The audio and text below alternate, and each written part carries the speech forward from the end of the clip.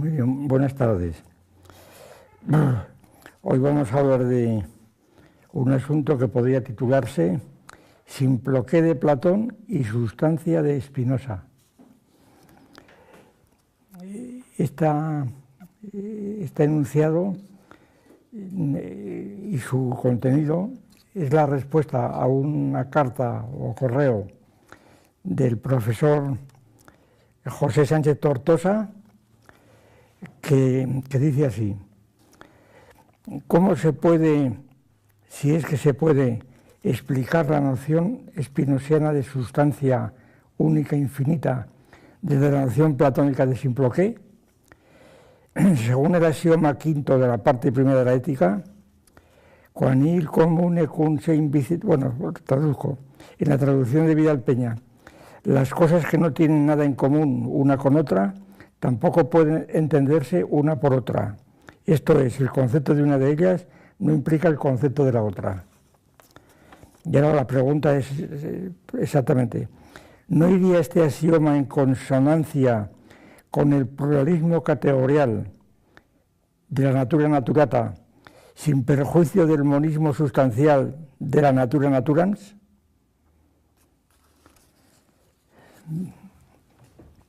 Bien, pues esta pregunta, como todo el mundo puede calcular, que no está formulada por una persona que me consta que sabe mucho de Spinoza y cuyo maestro ha sido pues otro entendido y gran amigo mío, que es Gabriel Albiac, pues esta pregunta remueve todas las cuestiones que tienen que ver con el platonismo y con el espinosismo. Dicho esto, pues se comprenderá que la respuesta tiene que ser muy esquemática, porque esto, dicho en detalle, pues ocuparía mucho tiempo del que no disponemos. La pregunta se me ocurre empezar así, como supongo, realmente es incluso literalmente una confrontación entre la tesis de la Simploqué platónica y la tesis de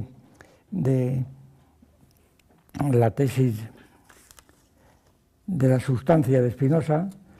Pues esta confrontación, se me ocurre que la confrontación podría hacerse de dos modos, o bien desde el punto de vista de Platón o bien desde el punto de vista de Spinoza. Confrontación entonces muy difícil y que obligaría a prácticamente es imposible, yo no sabría contestar así, porque habría que dar el punto de vista de Platón o el punto de vista de Spinoza, y excuso decir cómo se puede llamar punto de vista cuando aquí todo son interpretaciones. Por esto me parece preferible, en este caso y en otros similares, pues adoptar un punto de vista neutral, diríamos, o distinto, o ético, si se quiere. Y este punto de vista, pues, en mi caso va a ser el del materialismo filosófico, además abonado o justificado en gran parte, puesto que el propio profesor Sánchez Tortosa, pues cita en la traducción del axioma quinto de la parte primera, cita la traducción de Vidal Peña, y porque además utiliza pues expresiones que son propiamente del materialismo filosófico, como por ejemplo el pluralismo categorial, ¿verdad?, y otras parecidas, de manera que entonces no creo que sea desajustado el proceder aplicando las coordenadas del materialismo filosófico, cuya hoja de ruta, cuyo mapa lineal, diríamos, pues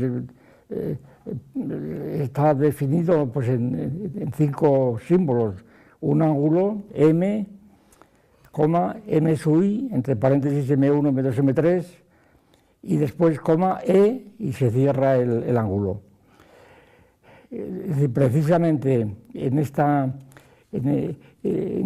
perspectiva, pues permite reinterpretar, con todo lo que significa la interpretación, reinterpretar pues el sistema de Spinoza, Simploqué no, Platón no, porque en Platón no hay no está el concepto de sustancia y porque en Spinoza tampoco hay simploqué, no aparece la expresión simploqué.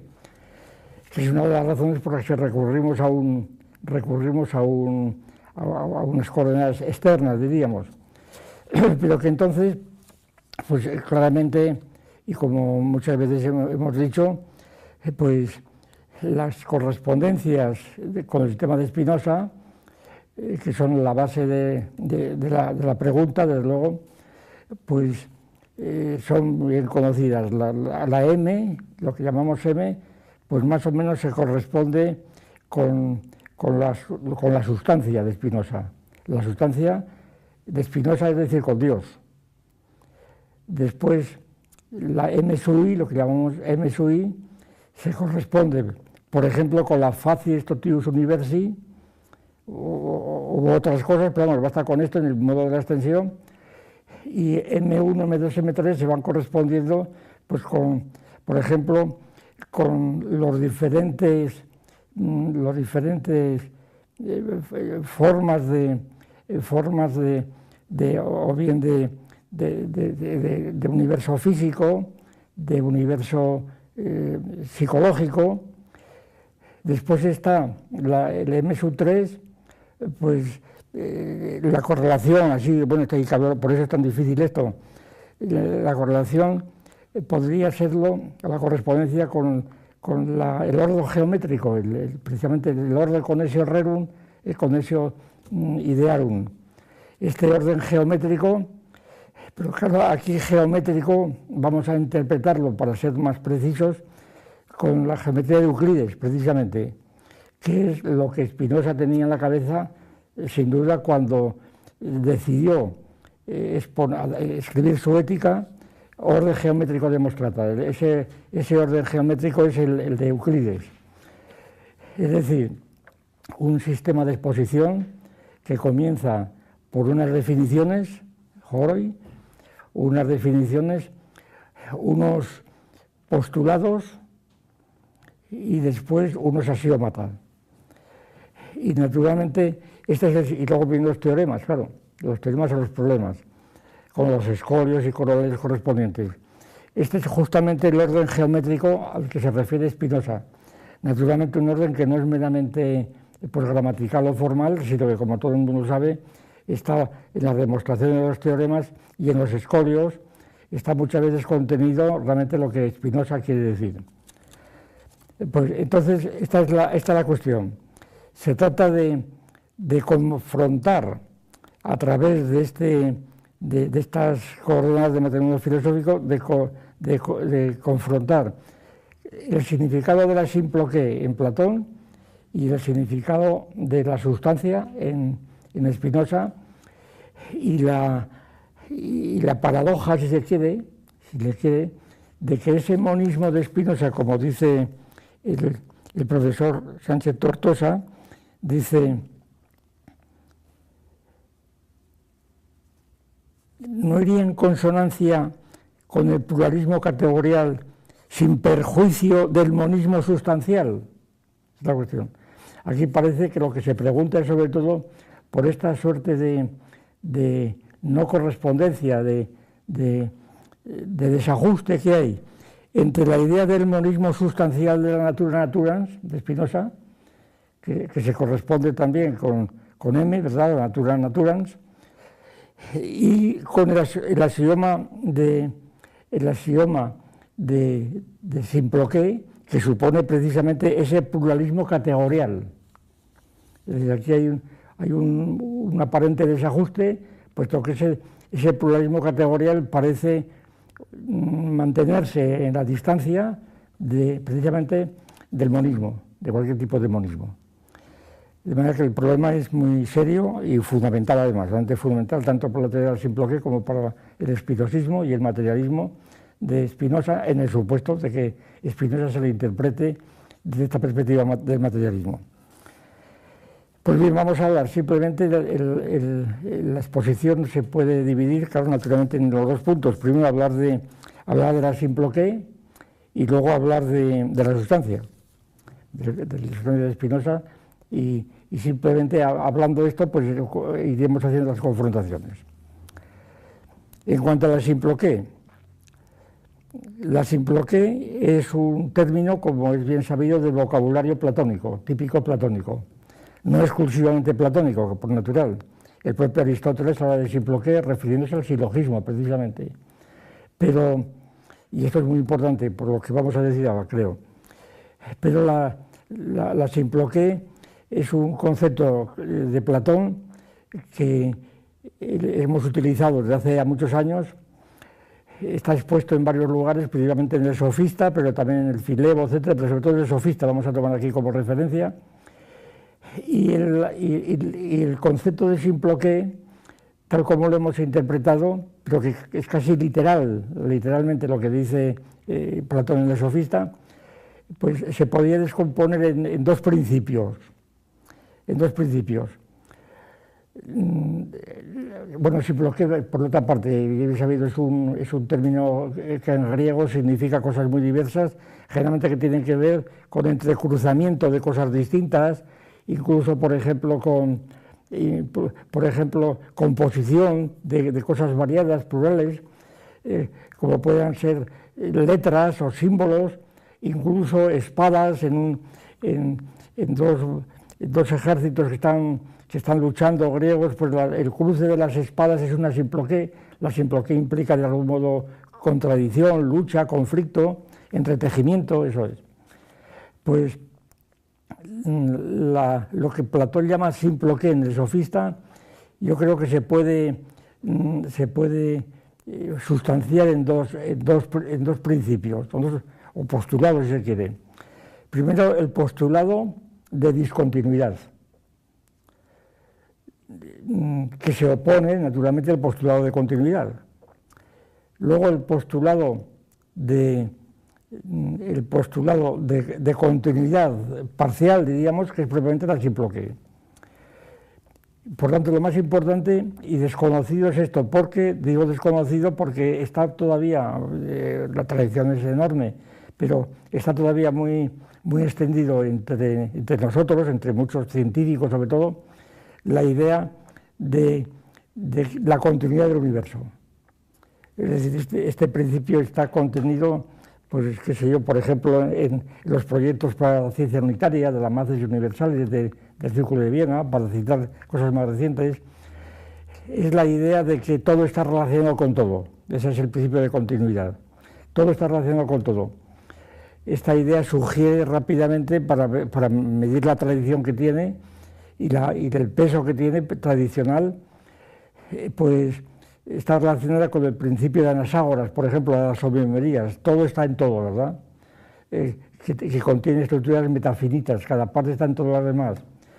Está relacionado, por ejemplo, con el principio que aparece en el prólogo de Fausto, de Goethe. Dice cómo se entretejen unas cosas con otras, ¿verdad? Y se generan las unas por las otras. Es el principio de Goethe. Está sobreentendido, ya digo, en multitud de situaciones en donde el objetivo de la sabiduría, particularmente de la sabiduría divina, claro, es la omnisciencia, que es conocer todo y por tanto establecer las relaciones y moverlas de todo con todo. Es decir, el principio de continuidad, aunque no es originariamente un principio teológico, sin embargo, en la teología natural de tradición judío-cristiana, pues Dios es omnipotente y omnisciente. Por tanto, eso significa que en cuanto creador del mundo, pues supone que todo está relacionado con todo, naturalmente. Es decir, no hay una hoja que no se mueva sin que Dios lo quiera, etcétera, etcétera. Todo tiene influencia con todo. Los principios que hoy son tan conocidos y divulgados, como el principio de la mariposa, ¿verdad? El vuelo de la mariposa, que influye a miles de kilómetros de distancia, o el famoso principio de continuidad de la enciclopedia de Diderot, etcétera. ¿Acaso al apretar con mi dedo en una mesa estoy matando un mandarín en China? ¿Verdad? Todo tiene relación con todo. Nada queda fuera de consecuencias universales. Es decir, me acuerdo ahora en la película Gladiator, pues ahí se dice también esta frase, ¿no? Lo que se dice aquí tendrá un eco eterno, lo que aquí ocurra. Es Es decir, todo tiene su consecuencia, nada es aislado, todo está conectado con todo. Esto parece, y cuando no vemos la conexión es porque ignoramos, simplemente porque ignoramos. La realidad es que todo está relacionado con todo.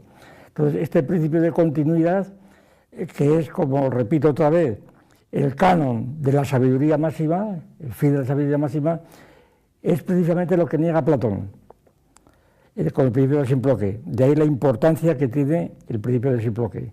Porque Platón lo que viene a decir es que si todo estuviera relacionado con todo, no podríamos conocer nada. Es decir, Platón fundamenta este principio de discontinuidad, que es lo más nuevo de la idea de simploqué platónica, pues lo fundamenta en la propia estructura de nuestro saber. Por ejemplo, cuando se bloquea o se blinda frente al procesus ad infinitum. Es decir, todo lo que significa un proceso ad infinitum supone que no podemos saber, es en contradicción con nuestra razón. Ahora, probablemente, aquí se puede decir, y habría que decir muchas cosas, pero voy a decir las más pertinentes, me parece, al respecto. Seguramente este principio de la simploqué, que puede parecer irracional, puesto que niega el principio de una razón universal que busca entender y saber todo, según la fórmula esta que irónicamente se dice muchas veces, todo está en todo y viceversa, ¿verdad? Es este principio universal, pues entonces la tesis de Platón probablemente está influida o fundamentada principalmente, yo creo, en el racionalismo, en el llamado racionalismo griego, de los presocráticos y principalmente de los pitagóricos y de todo lo demás, pero los más conocidos son los pitagóricos. Porque los pitagóricos aplicaron un racionalismo que algunas veces hemos intentado formular como el racionalismo propio de los números racionales, de lo que se llaman números racionales precisamente por Pitágoras. Es decir, aquí el racionalismo es el racionalismo de la aritmética de los números naturales que utilizan las cuatro operaciones racionales, suma, resta, multiplicación y división, de suerte que forman un conjunto cerrado, un cuerpo cerrado. Lo llaman los matemáticos un cuerpo. Y entonces habría sido el ideal pitagórico. Es decir, toda la concepción del mundo, desde el ideal pitagórico, que fue, como es bien sabido, uno de los grandes sistemas que todavía tienen su influencia hoy, pues todo tiene un número, sin número nada es entendido, que decía Filolao, todo está compuesto de unidades, las unidades, 1, 2, 3, 4, unidades que muchas veces se ha visto en ellas la prefiguración de los átomos de Demócrito, es decir, la sustancia única de Tales de Mileto, etc., aquí está ya repartida en unidades. Estas unidades son eternas y son enteros, los enteros, 1, 2, 3, 4. Entre ellos hay posibilidad de expresar unos términos mediante otros, pues mediante la división o la sustracción o la adición, y por consiguiente se puede decir que todo está en todo. Claro, el fracaso, como es bien sabido y bien conocido, y muchos sostienen, también nosotros hemos defendido muchas veces, que con esto empieza realmente la filosofía, con este descubrimiento de los irracionales, precisamente, y el descubrimiento de los irracionales es la prueba palmaria de que en el racionalismo de la aritmética no se puede decir que todo está en todo. Precisamente porque el propio Pitágoras, el descubridor del famoso teorema de Pitágoras, pues demostró, o se demostró a partir del teorema de Pitágoras, sobre todo en su forma de triángulo isósceles, de triángulo, rectángulo isósceles, se demostró que es imposible que los puntos que tiene la diagonal puedan conmensurar a los puntos que tiene el lado del cuadrado. Es decir, la inconmensurabilidad del cuadrado con la diagonal, del lado del cuadrado con la diagonal, cosa que parecía totalmente, en principio, asombrosa, porque no tendría por qué ser. Es decir, si la diagonal está, si la línea está constituida por un conjunto de puntos, por grande que sean, millones o lo que fuera, pues entonces, si se pueden numerar esos puntos, 1, 2, 3, 4, n, naturalmente esos mismos puntos podrán encontrarse en la diagonal. Y entonces el racionalismo pitagórico estaría ahí perfectamente dentro del propio campo de la geometría o de la aritmética de los números naturales. Como he sabido, se demostró, es un argumento que trae Aristóteles, muy conocido y que aquí no le damos por supuesto, pues se demostró que si así fuese, es decir, si una fracción del lado, es decir, llamémoslo 1 partido por n, un número determinado de esa fracción, m por 1 partido por n, conmensurable a la diagonal, pues entonces había una contradicción total dentro del propio mundo pitagórico, pues los pitagóricos habían distinguido dos clases de números, lo par y lo impar. Y entonces se demostraría que lo par y lo impar es lo mismo. Y entonces esto es una contradicción que obliga a retirar, el principio de la racionalidad. Es decir, ni siquiera en geometría es posible aplicar la conmensurabilidad del lado con la diagonal, raíz de 2. Por consiguiente, el principio, el canon de racionalidad pitagórica, matemática, aritmética, etcétera, queda completamente arruinado. Y esto fue Platón seguramente el que se dio cuenta primero. Incluso muchos historiadores de la matemática sostienen que Platón fue uno de los que más contribuyeron a aclarar los números irracionales, que por otra parte pues tuvo episodios dramáticos como fue el asesinato de Hipasos de Metaponto, etcétera, porque reveló el secreto de la escuela, que al parecer, según se dice la leyenda, habrían guardado el secreto, porque claro, se arruinaba completamente toda la teoría pitagórica, que por otra parte era algo que trascendía al propio individuo Pitágoras. Era una especie de secta que tenía mucha influencia y que luego la tuvo mucho más a lo largo del tiempo, como natural, y que hizo descubrimientos excepcionales como es el teorema de Pitágoras, sin contar con todos los descubrimientos musicales, etc. Pues la cuestión entonces, la Simploqué tiene, a mi juicio, precisamente este problema.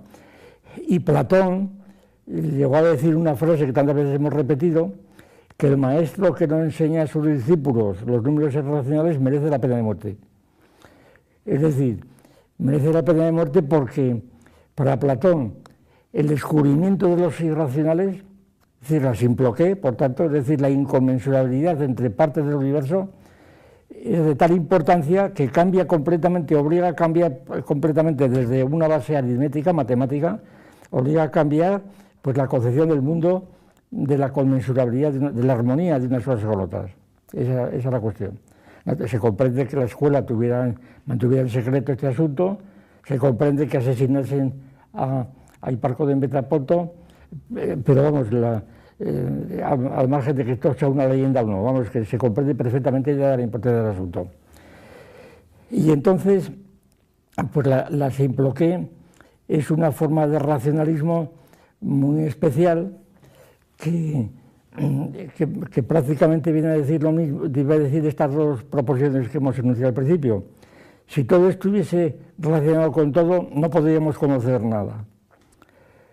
Si nada estuviese relacionado con nada, es decir, si no hubiese relación de cada cosa con todo lo demás, pero una conexión firme, segura, etcétera, cierta, necesaria, entonces sería un caos todo, sería un universo puramente aleatorio, que es la objeción que siempre se dirige contra el atomismo. Si los átomos infinitos están siempre moviéndose al azar, entonces pues la única visión del mundo es el azar, la tigé, es el azar puro y no hay posibilidad de entender el mundo. Estamos en un caos, en el perpetuo caos. Y entonces Platón en la Simploqué lo que está diciendo es que ni el primer principio, todo está relacionado con todo, puede admitirse, ni el segundo principio, nada está relacionado con nada, hay también que rechazarlo. ¿Qué queda de Simploqué? Pues que hay cosas que están relacionadas con otras y que están conectadas con otras y que están desconectadas con terceras, es la cuestión.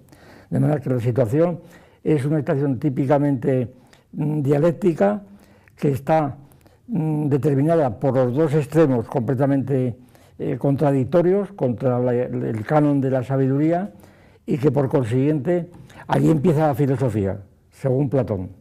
Es decir, el otro de filosofía propiamente dicha, ya madura, diríamos, empieza aquí. Y naturalmente Platón hizo muchos esfuerzos, y sus alumnos, claro, sus discípulos, hizo muchos esfuerzos por superarlo. Aristóteles en este punto pues es muy curioso, que se asombra del asombro, dice el profesor, el matemático diciendo, se asombra de que la diagonal el que no es matemático se asombra de que la diagonal no sea conmensurable con el lado. El que es matemático se asombra del asombro del que no es matemático, ¿verdad? Y efectivamente así es, pero así sigue siendo, como por la experiencia de muchos años hemos podido ver y puede ver cualquiera, porque además son grandes científicos los que mantienen el principio de continuidad, el continuismo completamente. Muchas veces hemos puesto como ejemplo de lo que es el discontinuismo, cómo está tan entretejido con nuestras formas de pensar, que si uno va, por ejemplo, al médico a decirle que me duele el hígado, o el apéndice, que me duele el hígado, si el médico es pitagórico, diríamos, pues todo está en todo. Ahora hay una conjunción astral y probablemente a usted del hígado, porque está la conjunción astral, podría decir lo que le dé la gana, ¿verdad? Porque todo está relacionado con todo. Es decir, el periodo de causalidad desaparecería, en la palabra. No habría causalidad posible. Y entonces estaríamos totalmente, causalidad binaria, no digamos ya ternaria, no había nada. Y entonces estaríamos desarmados completamente en el mundo en que vivimos, y por consiguiente estaríamos en una situación de caos completo, de agnosia total. Bien. Por otra parte, cuando el racionalismo, por tanto, que decimos aritmético, se consagra precisamente en Euclides, con Euclides que fue, pues según suelen decir los historiadores de las matemáticas, Euclides, los elementos de Euclides, una palabra, se considera muchas veces, y con bastante razón, como una especie de exposición en marcha, o poner en marcha la teoría de la ciencia de Aristóteles. Es decir, los segundos analíticos y los primeros analíticos de Aristóteles. Ahora, ocurre lo siguiente, que los segundos analíticos de Aristóteles nos ofrecen un tipo de racionalismo que ha sido el tradicional y lo sigue siendo. Es más, la propia definición de razón y de discurso pues está vinculado a los analíticos de Aristóteles. Y porque este racionalismo es un racionalismo muy especial que Aristóteles fundó en el silogismo. Es decir, y como dice Aristóteles, el silogismo se funda en una constitución de premisas fuera de toda simploqué. Es decir, nos dejamos la simploqué y nos atenemos únicamente a las relaciones de las especies con los géneros, para que se haga el silogismo, claro. Es decir, el silogismo, interpretado en lógica de clases, que es la interpretación más sencilla que seguramente existe, pues el silogismo consiste en que la clase A, que está contenida en la B, y la B y la C, pues hay transitividad de la inclusión, por ejemplo. Y entonces, pues hay una idea de la pertenencia simplemente con hacer del individuo hacer una clase unitaria. Entonces, la idea de racionalidad de Aristóteles, fuera de toda simploqué, es decir, teniéndonos únicamente a una línea de conexión de especies a géneros o de subclases a clases, la transitividad de esta relación, pues entonces la idea de racionalismo consiste en sacar conclusiones de premisas dadas.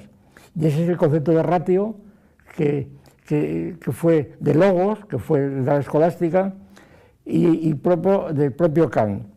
Es decir, esto es muy interesante, yo creo, advertir que la idea de Vernunft, de la razón de Kant, es literalmente la misma de Aristóteles con los segundos analíticos. Cuando Kant distingue la Verstand, el entendimiento, y la razón, Verstand y Vernunft, pues Vernunft es precisamente a los silogismos. E incluso los silogismos categóricos, además, Luego vienen los silogismos hipotéticos, que son aquellos en donde Kant se funda para establecer las tres grandes ideas de Dios, alma y mundo. Pero entonces la idea del silogismo está siempre rondando el concepto de razón. Y entonces el discurso, lo que llamamos el discurso, lo que se llama el discurso, y que por cierto estos días he observado que es utilizado ya hace muchos años, pero que vuelve otra vez a utilizarse por parte de presentadores de televisión y demás, cuando se habla de discurso de tal, hablando de pintura, de música, el discurso de tal, el discurso de cual. El concepto de discurso, pues es el curso de un río, es una imagen fluvial. Es el río que procede de una fuente y de esa fuente va manando, el discurso va discurriendo, es decir, la razón es el discurso, es el discurrir.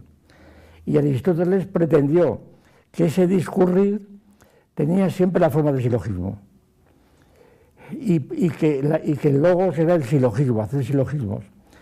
Ahora, también hay que decir, y esto es esencial, que Aristóteles distinguió muy bien los primeros analíticos de los segundos analíticos.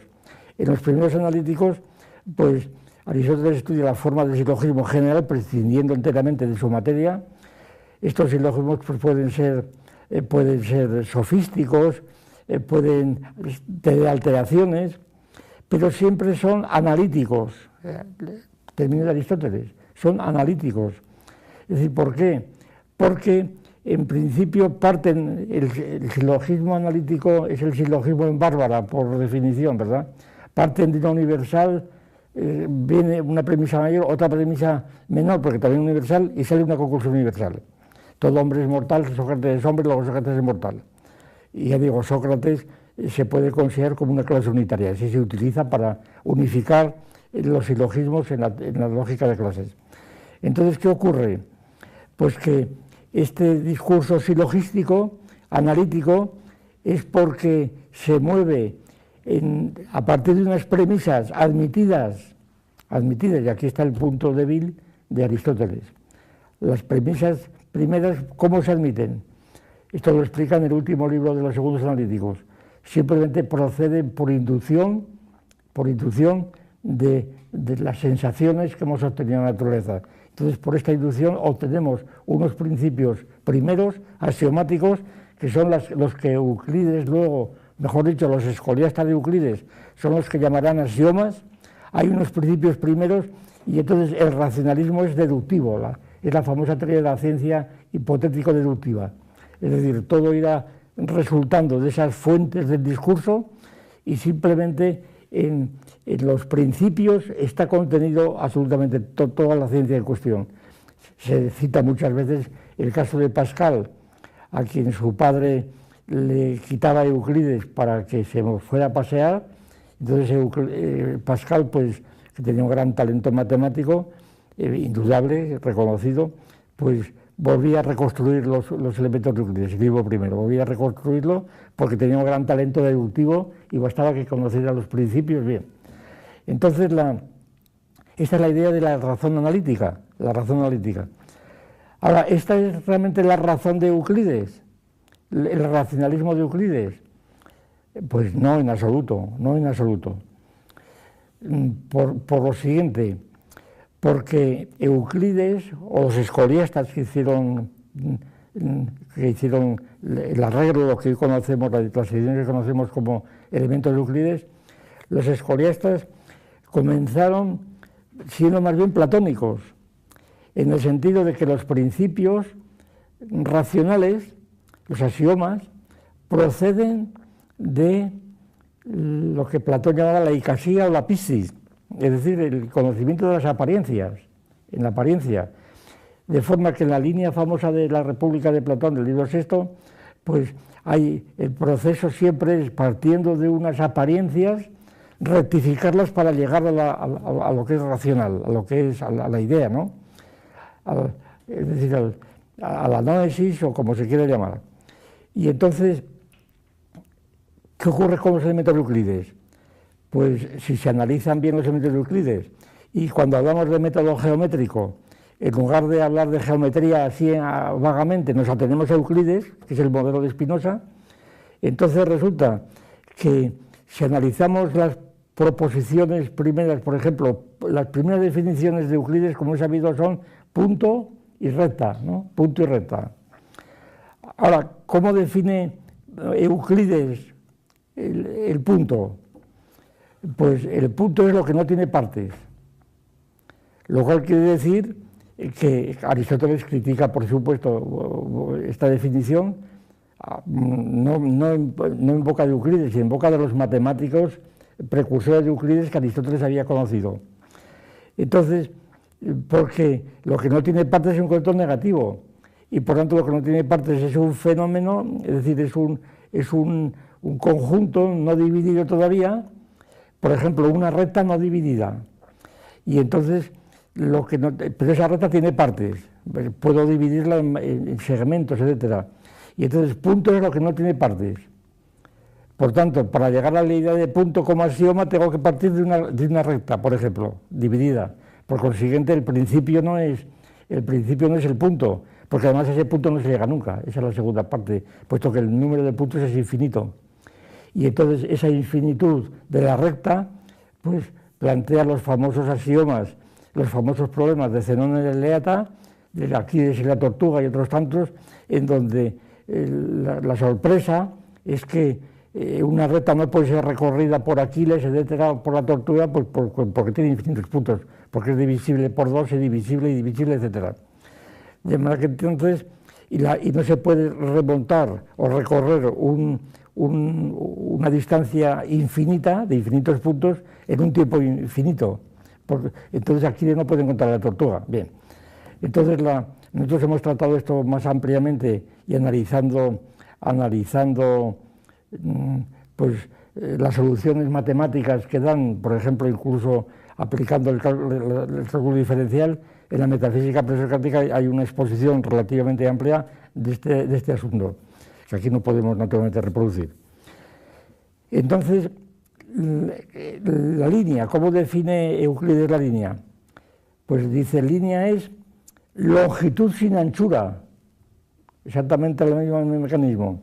Es decir, parte de la longitud entonces no es un axioma, la línea no es, o la recta no es un axioma, parte de una anchura, de una banda aparente, de una cosa pues visual, táctil, una cosa, pero ancha, porque si no, no se podría ver, y entonces se le va quitando anchura, y cuando no tiene anchura, entonces queda la línea. Claro, es una definición típicamente dialéctica, una negación, porque la dialéctica es lo que supone la negación.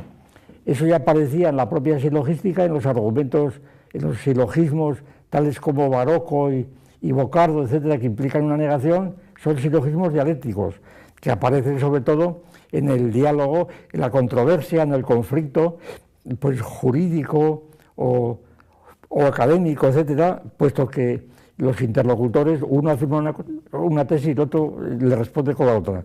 Es decir, en este conflicto, donde ahí está la negación, y si no queremos negación, pues la incompatibilidad, pues entonces la situación es clarísima, es lo que Aristóteles llamó dialéctica, y lo que Platón también llama dialéctica, y lo que Kant llamó dialéctica también. Es decir, que este es el concepto de dialéctica tradicional, y después Hegel, etcétera. Es decir, el concepto de dialéctica tradicional. Es decir, la dialéctica no es, por tanto, según esto, simplemente la multilateralidad de cuestiones, o tantas definiciones de dialéctica, ¿no?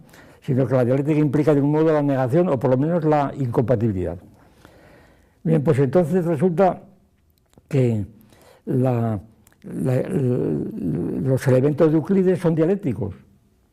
Es decir, que la idea de que son analíticos, de que la geometría analítica es analítica, pues es un error, a mi juicio, completamente un error, resultante de haber olvidado que ese Euclides es el fundamento del método del orden geométrico, en una palabra. Porque lo que Platón viene a decir es que el punto, lo que Euclides viene a decir, o viene a tener en cuenta, es que el punto por sí mismo no se puede definir. Y que el punto tiene que partir de otros conocimientos previos, pues un cuerpo, y además que el punto pues no solamente es único, sino que es múltiple, es decir, que hay muchos puntos, y que el punto no se puede definir al margen de la recta, y que el punto se define después Esto hay un estudio de Strong muy famoso, que muchas veces hemos comentado, en donde subraya esto, cómo la definición de punto interna a la geometría, dentro del cierre geométrico, es que el punto es la intersección de dos rectas. El punto es la intersección, y así se sigue todavía utilizando hoy en la escuela, ¿no? El punto no se representa por un estigma, el nombre griego, el estigma, la marca que deja el estilete, ¿verdad?, sobre el papiro, el papel o lo que fuera, o sobre la arena, sino que es el cruce de dos rectas. Pero claro, las dos rectas que se cruzan, pues ya tienen que tener una anchura, porque si no se podrían ver. De manera que entonces el componente dialéctrico es total, el concepto de analítico es un concepto completamente ficticio, completamente arreglado, porque no hay analítico nada. Es decir, las dos rectas que se cruzan, el punto de cruce no se puede ver. ¿Por qué? Porque no es un punto de cruce lo que se cruza es una banda, es una extensión, y porque si no lo fuera no se podría siquiera ver ni trazar. Es decir, estamos en un plano de abstracciones completamente lo más lejanas posibles al concepto ingenuo del método analítico deductivo, hipotético deductivo, etcétera, etcétera. Bien, entonces resulta que los puntos pueden ser múltiples, como decimos, y que la conexión de estos puntos pues también es variable, porque hay multitud de posibilidades, todos los axiomas de Euclides, de Hilbert, etcétera, etcétera. Y, en fin, es una materia en la que no podemos entrar aquí. No hace falta además para lo que pretendemos. Entonces, aquí la clave yo creo que es definir que la simploqué aplicada al universo significa nada menos que un principio de multiplicidad y de negación del universo. Es decir, la idea de simploqué lo que niega es sobre todo la teología natural, en términos mundanos. Es decir, niega que pueda haber un ser omnipotente, omnisciente, que pueda conectar todas las cosas con las otras. Es decir, la idea de simploqué entra en conflicto con una concepción teológica del mundo, y cuando esta concepción es incluso la creacionista, no ya la de Aristóteles, sino la concepción judeocristiana, pues la cosa es todavía mucho más fuerte, porque lo que se pone en cuestión es precisamente la conexión causal de unas cosas con las otras. Es decir, la idea de simploqué tiene una potencia destructiva, como vemos, incalculable, bueno, total. Y sin ella, pues se puede decir que no hay filosofía. Desde luego académica, pero no hay filosofía. El que sigue diciendo pues que todo está relacionado con todo, por mucho que cite a Goethe y demás, pues está completamente en la ingenuidad, está en el limbo de los justos, completamente, a pesar de que con toda solemnidad obtiene aplausos cuando yo he oído algunas veces en tiempos en el Consejo Superior de Investigaciones Científicas, cuando estaba yo allí de becario, cuando venía alguno de estos premios Nobel y daba una conferencia solemne, pues lo primero que decía era esto, ¿verdad?, que todo está en todo y que hay que dar entonces grandes aplausos, porque eso es lo que satisfacía a la gente. Pero esto que yo recuerdo de los años 40 en Madrid, esto sigue vigente ahora enteramente, vigente prácticamente en la mayor parte, en el 90% de los científicos, de físicos, químicos, matemáticos, etc. Bien, pues, ¿qué es la sustancia entonces? Vamos a pasar a la tercera parte. ¿Qué es la sustancia? Claro, la sustancia, pues la sustancia de Spinoza, claro, es muy distinta de la sustancia de Aristóteles. Esta es la cuestión. Porque Aristóteles introdujo la sustancia como una categoría. Entre la lista famosa de categorías de Aristóteles, las 10 categorías en la lista más larga, la sustancia es precisamente una categoría. ¿Qué quiere decir esto? Que no es una idea, y que, por tanto,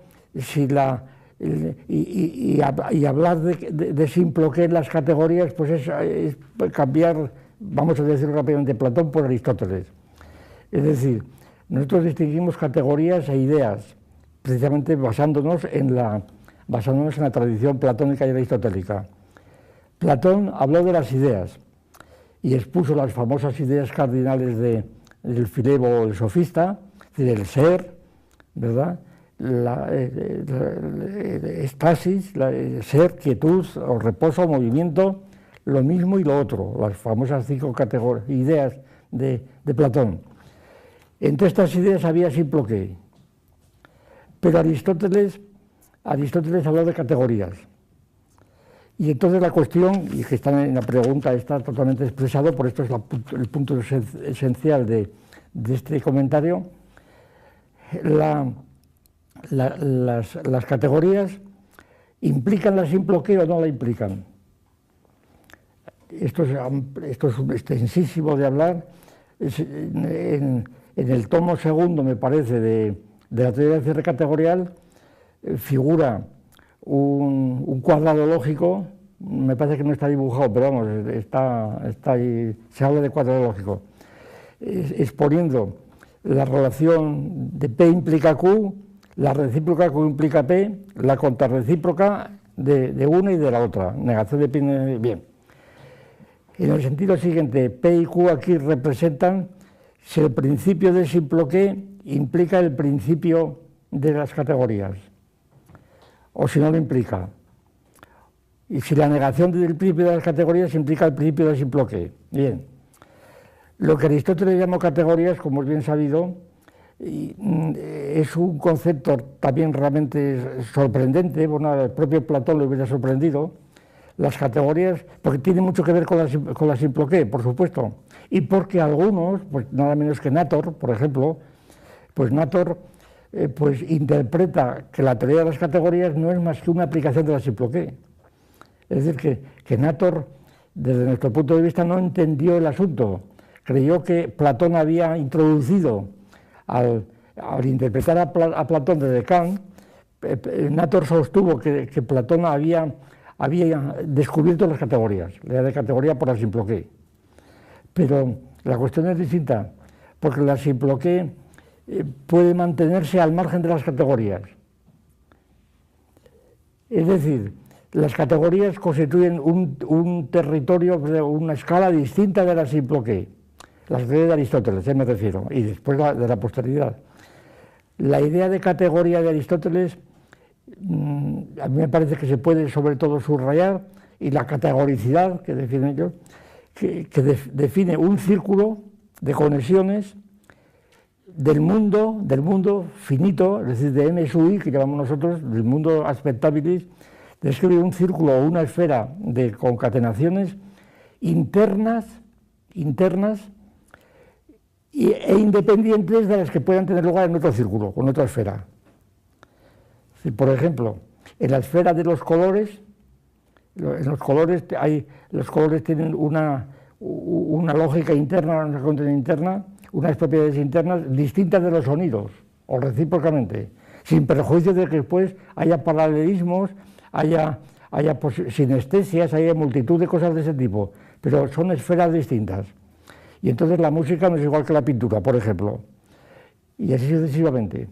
Es decir, o bien la aritmética tiene un campo categorial, forma una categoría y tiene una categoricidad tal que le hace independiente de la química. Y entonces es imposible demostrar por razones químicas un teorema matemático o viceversa. Y esto no excluye que haya una gran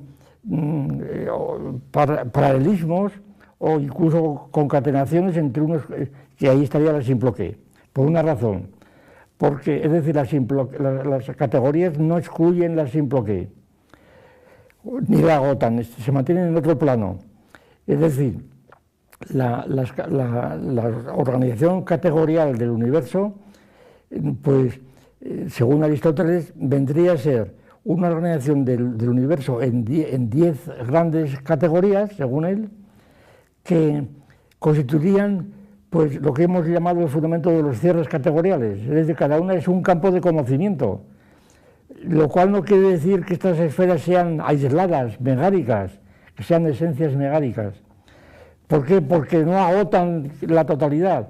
Es decir, cada campo la aritmética no agota la totalidad del campo que está trabajando, ni la química agota, esta es la idea central, no agota el campo que está trabajando, ni la biología agota la totalidad del campo que está trabajando.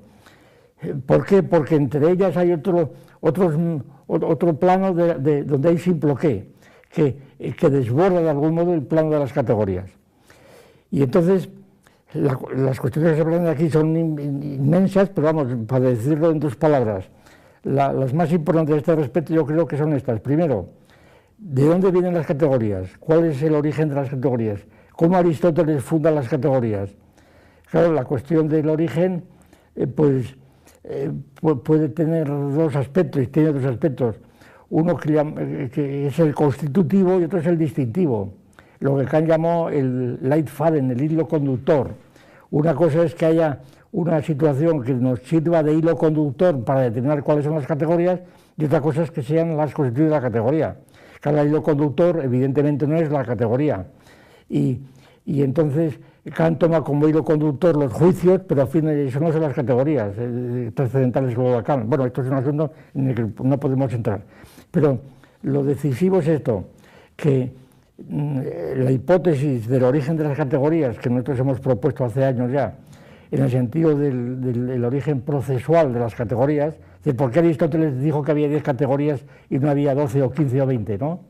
La hipótesis que propusimos hace ya años es que las categorías, estudiando el derecho procesal griego y los discursos de Lisias, etc., pues resulta que las categorías corresponderían a las preguntas que hace el juez cuando quiere identificar a un individuo. Por ejemplo, decir, ¿cómo te llamas? Sustancia. ¿Dónde estabas cuando ocurrió el crimen? Pues lugar, ubi, ¿verdad? ¿Qué relación tenías tú con otro? Relación, etcétera. ¿Qué situación tenías? ¿Estabas echado, tal, situs, etcétera, etcétera? Es decir, las ideas de... pero esto sería el hilo conductor, es decir, las preguntas de un juez ante un juzgado, ¿verdad? Que está tratando de identificarlo propiamente en un sistema de 10 ejes, en el caso de Aristóteles, para ver cómo lo sitúa. Bien, pero las categorías de Aristóteles, a pesar de que han presidido todo, pues hasta Kant, por supuesto, pero Kant siguió enteramente la vía de Aristóteles, aunque le dio otro fundamento. Entonces, las categorías, ¿cómo se determinan? Precisamente en la teoría del cierre categorial, y digo esto porque es pertinente, puesto que aquí se habla del pluralismo categorial, etc. En la teoría del cierre categorial, las categorías se definen por las ciencias, que son las que cierran el campo. O sea, tomamos como criterio el inverso del que se había tomado en la escolástica un tal Bonetti, que decía tantas ciencias como categorías. Si hay 10 categorías de Aristóteles, pues habla 13 ciencias. Una referida al ser en general, otra a la sustancia y accidentes, cuestión central, puesto que la distinción entre sustancia y accidentes es una cuestión central, ¿verdad? Porque si los accidentes son accidentes es porque precisamente la idea de que las 10 categorías de Aristóteles es una rapsodia, como diría Kant, es decir, es una enumeración completamente aleatoria. Entonces, la tendencia inmediata fue a reducir las categorías que parecían muchas veces repetidas, sobre todo que desafinaban completamente el conjunto.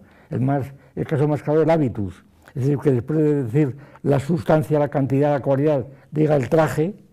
Es una cosa tan rara, que la mayor parte o muchos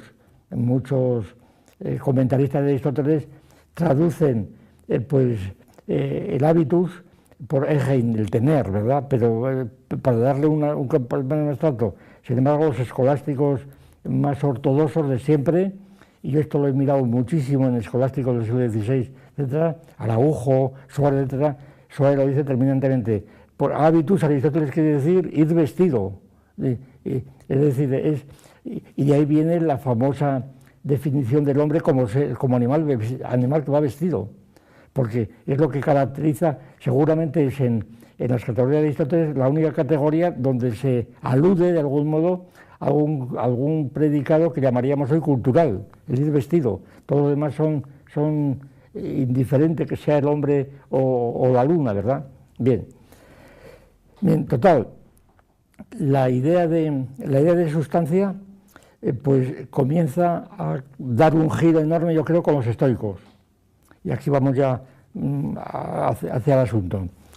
Los estoicos y después otros muchos intentaron reducir las categorías a 4 categorías. Todavía Brentano mantiene esta tesis.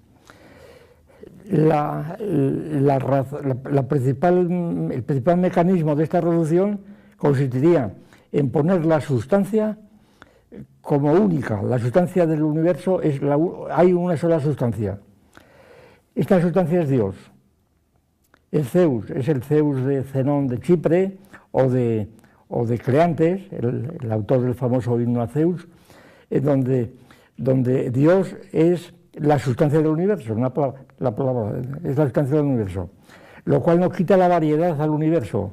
El universo es diferente, no hay 2 hojas iguales en el jardín, que decía Leibniz, pero no hay 2 hojas iguales en la tesis estoica sin cesar. Es decir, Dios es único, pero tiene infinitas variedades. Y Dios es idéntico al mundo, es un panteísmo literal, ¿verdad? Y el panteísmo, sobre todo, es el estoico, el panteísmo de la tradición académica, es el estoico, el de Creantes. Y entonces, este panteísmo, la sustancia es única y los accidentes son accidentes de la sustancia. Y así se explicaría pues que los accidentes tuvieran una cierta entidad, puesto que son manifestaciones de una sustancia única, pues colores, sabores, sonidos, etcétera, que están dadas en la realidad. Pero, claro, sin embargo, esta tesis primero queda arrasada por el creacionismo. Es decir, y por Aristóteles ya, pero el creacionismo refuerza a Aristóteles, porque Aristóteles, como bien sabido, había establecido ya un abismo entre el mundo en donde hay sustancias, el mundo finito pero eterno, y el primer motor, que tiene que estar fuera del mundo, que es trascendente al mundo. Es decir, Aristóteles, como es bien sabido, pues admite que el mundo, parte del supuesto de que el mundo es finito, porque si no, no sería mundo, no habría unidad, y además es eterno. Y por consiguiente exige un movimiento eterno. El mundo es el conjunto de cosas que se mueven. La naturaleza, dice Aristóteles, la physis, es el conjunto de cosas que se mueven. Como el conjunto de cosas que se mueven necesita un motor, entonces este motor es el primer motor físico, y este motor después en la metafísica lo identifica con Dios, con un Dios que por razones pues puramente de analogía supone que lo más parecido es al pensamiento. ¿Y en qué piensa Dios? Pues no puede pensar en el mundo, porque el Dios de Aristóteles no ha creado el mundo, siempre lo mueve sin quererlo, siempre lo mueve por pura plenitud y exuberancia de energía, pero no conoce al mundo, tiene otras cosas más importantes que pensar. La única objeto que puede pensar de acto puro es el mismo, la famosa noesis. Ese es el pensamiento del pensamiento. Por consiguiente, la visión de Aristóteles es la de un dualismo total, en donde por una parte está un mundo eterno que está en perpetuo movimiento, y por otra parte está un ser eterno también, pero que es eterno porque el mundo es eterno, es el famoso círculo de Aristóteles. Es decir, que Aristóteles demuestra que Dios es eterno porque el mundo es eterno, y entonces, al ser eterno, pues no conoce al mundo ni lo ha creado. Es decir, esto, claro, desborda completamente el panteísmo. Claro, el cristianismo añade a Aristóteles pues algo todavía mucho más potente, por así decirlo. El Dios no solamente mueve al mundo, sino que además lo ha creado, y lo ha creado de la nada, como natural. Porque el mundo es una creación total de Dios. Y esta creación no se acaba realmente, no se acaba en el primer instante, sino que puede seguir continuamente creando. Bueno, aquí viene, para abreviar, pues las consecuencias y la evolución del aristotelismo y del cristianismo, pues particularmente como son cosas muy conocidas, pero que están todavía muy tratadas. Pues, por ejemplo, la cuestión del ocamismo y del escotismo, en este punto, ¿verdad? La cuestión es la siguiente, en el fondo, que Ockham habría subrayado que Dios crea siendo omnipotente. ¿Y cómo crea? Pues sigue creando a través de las criaturas, es decir, las criaturas siguen creando. Aquí recordamos evidentemente la famosa distinción natura-naturans, natura-naturata, en su relación con aquellas famosas distinciones de Scotto y Diúgena de las fases de la naturaleza, la naturaleza creada y creadora, etcétera, etcétera, que se parecen enteramente, es lo mismo a esto. Bueno, entonces, ¿qué quiere decir? Que lo que habría sostenido pues Ockham es que la criatura es también instrumento para crear, por tanto que la creación sigue a través de las criaturas. ¿Y cómo es posible que Dios deje crear las criaturas? Dice Ockham, pues Dios deja crear las criaturas porque limita su propia potencia para que las criaturas puedan poder crear juntamente con Él. Claro, es curioso que entonces esta restricción que Dios se haría a sí mismo, pues es contradictoria con su omnipotencia, porque la omnipotencia prohibiría el que Dios se frene. Y entonces, pues en estas discusiones, un libro relativamente reciente de un autor belga de Migal, pues dice, compara que precisamente Spinoza, que por eso he citado a Ockham, que Spinoza es el primero que se ha dado cuenta de que la posición de Ockham y de Scott es inadmisible. En la proposición 34 de la parte segunda de la ética, donde dice potentia Dei es ipsa ipsius essentia, es decir, la potencia de Dios es su esencia misma, es decir, Dios crea por su propia potencia, la sustancia crea por su propia potencia. Ahora, entonces, ¿qué pasa con la sustancia? Estamos hablando de la sustancia de Spinoza, y aquí la ambigüedad, me parece evidente la ambigüedad que existe en estas cuestiones cuando se pregunta por la naturaleza sin prejuicio del monismo sustancial. La ambigüedad existe, esta sustancia de que se está hablando aquí, es la sustancia de Aristóteles o la sustancia de Spinoza. Porque la sustancia de Aristóteles es una categoría. Y si es una categoría, quiere decir que es una categoría del mundo físico, que supone el cuerpo, de algún modo. Es una categoría corpórea de la extensión y que la sustancia es un cuerpo bueno, los ejemplos que pone Aristóteles son bien claros, no hace falta decir más. Dice, ejemplos son sustancias, dice Aristóteles, que algunos traducen sustancia, algunos traductores pues tipo Candel o alguno de estos lo traducen por entidad, porque les parece que traducir sustancia, la usía de Aristóteles o de Hippokémenon, traducirlo por sustancia, les parece que es una cosa muy escolástica y anticuada. Entonces traducen por entidad, con lo cual lo ponen mucho peor, porque decir que la sustancia es entidad es suponer que los accidentes no son entidad. Una sustancia es un accidente. Bueno, yo creo que es una ingenuidad filológica total. Es decir, no queremos traducir sustancia, que es un término escolástico. Pues déjalo en griego, o si no, traduces por sustancia, que es la traducción que está dentro del sistema escolástico. Bien, sin embargo, esto está en muchos libros de Aristóteles traducidos recientemente, figura así de la metafísica, figura entidad. La entidad y accidente, bueno, es una cosa ridícula por completo a mi juicio, pero bueno, ahí está. Yo se lo he advertido a algunos y me han contestado diciendo que bueno, que son cuestión de palabras, que había mucho que hablar, hombre, y tanto que hay que hablar, pero es mejor callarse, bien. Bueno, total, que la sustancia de Aristóteles, los ejemplos que pone son estos tres principalmente, que yo recuerde. Son Bucéfalo, Sócrates y el Sol. Claro, el Sol es sustancia para Aristóteles. Los astros como el Sol son sustancias y son inmóviles en cuanto a la transformación sustancial, porque son eternos y porque tienen una materia actualizada plenamente.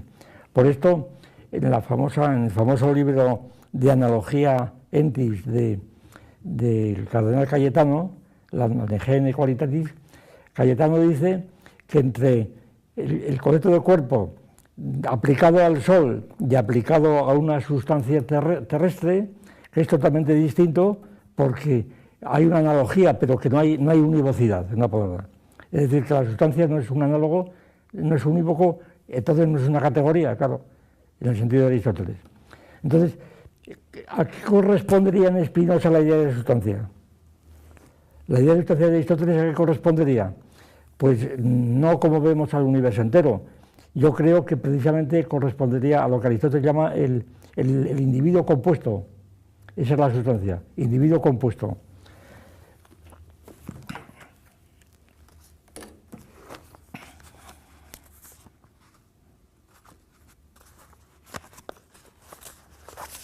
Dice Spinoza, dice, un individuo, bueno, esto es en la axioma tercero de la segunda parte del lema cuarto, o lema quinto, vamos a ver este. Si las partes componentes de un individuo se vuelven mayores o menores, en proporción tal, sin embargo, que se conserven entre sí, como antes, la misma relación de reposo y de movimiento, este individuo conservará igualmente su naturaleza tal y como era antes, sin cambio alguno en la forma. Es decir, aquí Spinoza está respondiendo con el concepto de individuo compuesto, pues a los problemas muy conocidos como es el barco de Teseo, por ejemplo, como es el metabolismo. El barco de Teseo es un barco que cada vez que va a Creta, pues va y vuelve, pues entonces va perdiendo tablas, se van reponiendo por otras, es el mismo barco, pero ya al cabo de unos años no conserva absolutamente nada de la sustancia. Entonces, sin embargo, la sustancia permanece. En el metabolismo pues pasa lo mismo. Nosotros mantenemos nuestra estructura corporal, aunque cada 7 o 10 años hemos hecho un recambio completo de todas nuestras moléculas. Y entonces, esto es lo que Spinoza está hablando con el individuo compuesto. El individuo compuesto es un individuo, un ser individual, por ejemplo, un organismo compuesto de diferentes cuerpos que están empotrados unos con otros en distintas relaciones, que se mueven a distinta velocidad, etc. Y entonces mantienen su forma, es decir, las relaciones, proporciones entre sus partes, aun cuando han cambiado todas estas relaciones. De manera que la idea de individuo compuesto es sumamente fundamental en este comentario. Pues bien, para ir terminando ya. Cuando Spinoza dice que la sustancia, que la sustancia es Dios, y define la sustancia precisamente en la famosa definición 3 de la primera parte, cuando define la sustancia también de un modo dialéctico, porque la sustancia, Spinoza parte de que hay muchas sustancias, claro, la sustancia de Aristóteles precisamente, de que hay muchas sustancias. Entonces hay muchas sustancias, pero la sustancia que termina definiendo es única, tiene unicidad, de manera que ahí hay una contradicción dialéctica otra vez en Spinoza, pero que es la común, es la de Euclides, la que vemos en Euclides. Es decir, Spinoza se supone que parte admitiendo dos sustancias o tres sustancias, y entonces dice, sustancia es lo que está en sí y se concibe por sí, es decir, cuya esencia y la existencia es bien. Entonces resulta que la idea de sustancia de Spinoza comienza definiéndola también dialécticamente. Y esto no es una contradicción, esto es el método de Euclides, sencillamente. Tampoco es una contradicción decir que el punto, etcétera, etcétera. Entonces, ¿y por qué dice Spinoza luego que la sustancia es única? Pues porque la sustancia es fundamentalmente la potencia, el principio de acción. Es el principio de la naturaleza, idea también totalmente escolástica. Spinoza es bien sabido que había estudiado bastante bien toda la escolástica en diferentes escuelas, al margen de todas las tradiciones rabínicas, etc. Y entonces la sustancia de Spinoza es la potencia, y esta potencia es infinita, y la infinitud, entonces, de Dios, de Spinoza, a mí me recuerda siempre la definición de Scotto de Dios. Es decir, lo que llamaban el constitutivo formal de Dios, pues sea el entendimiento, sea la voluntad, según San Buenaventura o Santo Tomás, etc. Scotto dice que el constitutivo formal de Dios es la infinitud radical, es decir, que Dios tiene infinitos atributos, la eternidad, la omnisciencia, la inmensidad, en fin, la bondad, todo lo que se quiera, la unidad. Dios tiene infinitos atributos. Pues lo que hace Spinoza es tomar esto, la definición de Scotto, es decir, que no es tampoco una novedad por parte de Dios tiene infinitos atributos. Ahora, ¿qué ocurre? Que la sustancia es única. ¿Quiere esto decir que la sustancia pues sea un sujeto personal que esté planeando el mundo, que sea trascendente como el de Aristóteles? No hay el menor resto en Spinoza de que esto ocurra así. La sustancia tiene infinitos atributos, cada uno de los cuales puede ser infinito. Y entonces, ¿cómo es la relación entre esos atributos? Pues la relación es la propia realidad que va desenvolviéndose. Y entonces, la realidad, que es el orden de las cosas, que tiene que ver mucho con el orden de las ideas, pues ese orden es eterno y la propia conjunción de esos infinitos atributos es lo que da lugar a ese orden, que es eterno también y que es divino, por tanto.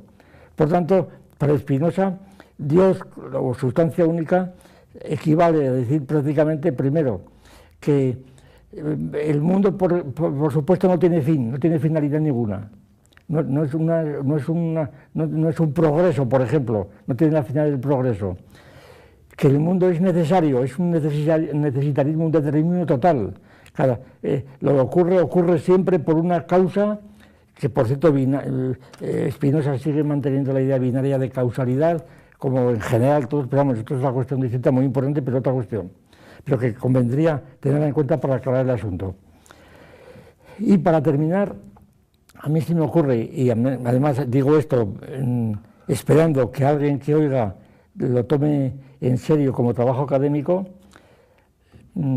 que sería muy interesante en esta perspectiva calcular la idea de sustancia de Spinoza con la idea de naturaleza, de imperio de la naturaleza de Linneo. Es muy curioso, bueno, no deja de ser sorprendente. Nosotros hemos estado hablando este año de Linneo y es sorprendente que en la historia de la filosofía, en los diccionarios, por ejemplo, en los diccionarios de filosofía, por ejemplo, en el Firrater, que vine ayer, no aparece Linneo, ni siquiera aparece. Es decir, Linneo es un personaje que está al margen de la lista de filósofos, ¿verdad?, que Kant, Hegel, Descartes, etcétera, en la época moderna. Y en la historia de la filosofía lo mismo, Linneo se les ha olvidado. Y claro, sin embargo, Linneo tiene mucha más importancia en la influencia que tiene actualmente, pues incluso que la de Spinoza, ¿verdad? Yo no estoy diciendo en absoluto que Spinoza pudiera influir en Linneo. Por supuesto, no coincide en el tiempo, porque Spinoza murió unos años antes que Diego Linneo murió antes que naciera Spinoza, pero sin embargo, la semejanza extraordinaria entre las ideas de Linneo, las ideas filosóficas de Linneo, que son las que siguen, que a su vez recogían las ideas de las categorías de Porfirio. Es decir, que la tradición no se ha perdido, porque Linneo, en el Sistema Naturae, en la edición 10, famosa, pues habla de un imperio de la naturaleza. Esta naturaleza ha sido creada por Dios. Dios es creador y es creador eternamente, eternamente, porque las especies las hizo al principio, pero y sobre todo los géneros, pero las especies de géneros distintos pueden seguir hibridando y entonces sigue habiendo pues organismos y especies nuevas, híbridas, pero nuevas.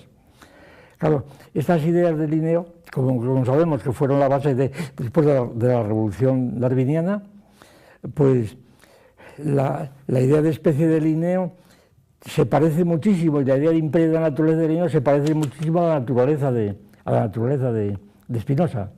Es la naturaleza que es divina. Claro, Linneo no dice esto, probablemente pues por razones prácticas de prudencia política, ¿verdad?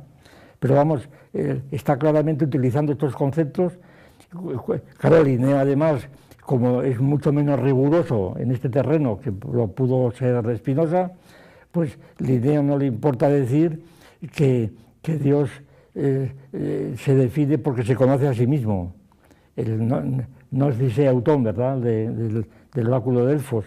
Y entonces, pues Linneo es una ambigüedad completa, por eso fue aceptado por los cartesianos como natural, fue después destruido por Lamarck más que por Darwin, aunque Darwin se ha llevado los méritos, pero fue sobre todo Lamarck, y entonces Darwin introdujo la idea, y Lamarck, pero sobre todo Darwin, introdujo la idea de los géneros platinianos, es decir, de la procedencia de unas especies a partir de otras, que es la idea fundamental de Darwin, pero estas especies Darwin no las define, no sabe lo que son, ni quiere saberlo.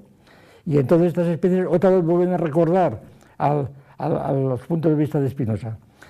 De manera que entonces la situación pues es bastante oscura por todos los lados que se miren, y efectivamente lo que ya para terminar, lo que está diciendo el profesor Sánchez Tortosa, pues efectivamente el axioma de Spinoza que cita,